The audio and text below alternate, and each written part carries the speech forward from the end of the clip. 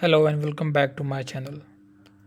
Well, this channel is about Russian Providing and Ukrainian equipment. updates The on war. red on this map shows the This nations is a that have new pledged videos weapons to which have been support combined Kiev, together. and the blue shows Enjoy the and countries that have please like and assisted subscribe. Moscow, according to For Western reference purpose, we intelligence. have used Aid for Anchor Ukraine has News. been widely publicized, while Russia's deals have been largely shrouded in secrecy. Satellite images, on-the-ground footage, and customs documents analyzed by the Wall Street Journal tell us more about the nations supporting Russia's war machine. North Korea is one nation that has been supplying weapons to Russian fighters, according to the Biden administration. US intelligence said the mercenary force Wagner has received infantry rockets and missiles from the country.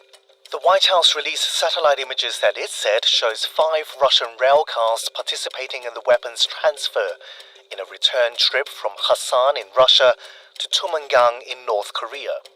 This image also shows a nearby open-air storage unit, which military analysts said facilitated the delivery. In response to the US, in November, North Korea denied supplying weapons to Russia and said it had no plans to do so. Russia's embassy in Washington didn't respond to a request for comment. Deliveries of ammunition are crucial for Russia to continue its intensive fighting, as the war largely becomes one of attrition. But in a sign that stocks are running low, Russia has launched fewer shells in recent weeks than last year. Military analysts estimate that Moscow's forces are now firing 10,000 shells a day, down from 20,000 to 30,000 last summer. That's still well above Ukraine, which fires an estimated 3,000 a day and is also struggling with low stockpiles. Russia is also receiving support from Iran. Ukrainian officials say Moscow has used hundreds of Iranian drones to hit civilian and military targets. Iran has acknowledged publicly that it has supplied drones to Russia. Military analysts say drones consistent with Iranian self-destructive unmanned aerial vehicles can be seen in these videos of strikes in Kyiv. Moscow and Tehran are also moving to build a new factory in Russia that could make at least 6,000 Iranian-designed drones in the coming years. Drone attacks have been a key tactic used by both Russia and Ukraine in the war.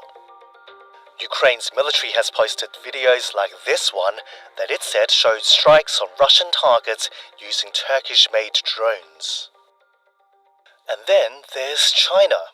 Both the US and China say Beijing hasn't provided weapons to Russia, but Russian customs records provided to the Wall Street Journal in February by the Center for Advanced Defense Studies, a Washington-based nonprofit, show that China has indirectly supported Moscow's war efforts.